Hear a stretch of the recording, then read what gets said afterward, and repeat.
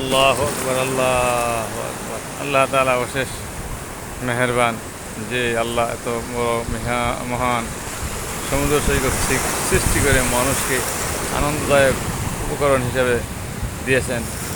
অসংখ্য গণিত ঢেউ, যেই ঢেউগুলো দেখলে প্রত্যেকটা মানুষের হৃদয় ছুঁয়ে আসে, হৃদয় অবনত হয় মহান মালিকের দরবারে। আল্লাহ তাআলা কেমন করে এই পানি রাশিগুলো সৃষ্টি করে মানুষের সৌন্দর্য বর্ধন করার জন্য, দৃশ্যগুলি সৌন্দর্য বর্ধন করার জন্য আল্লাহ তাআলা এই সমুদ্র সৈকতের সমুদ্র সৈকত সমুদ্র সৈকতের এই প্রান্তে এসে অসংখ্য গণিত মানুষ গোসল করতেছে,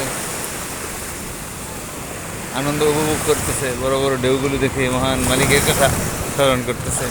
এই জন্য আমাদের আল্লাহ তাআলার এই দৃশ্যগুলি পৃথিবীতে যে স্থানে আল্লাহ তাআলা এই দৃশ্যগুলো রেখে দিয়েছেন সেগুলো পরিদর্শন করা, দেখা, অনুভূতি আনা এবং মহান আল্লাহ তাআলার কৃতজ্ঞতা জ্ঞাপন করা।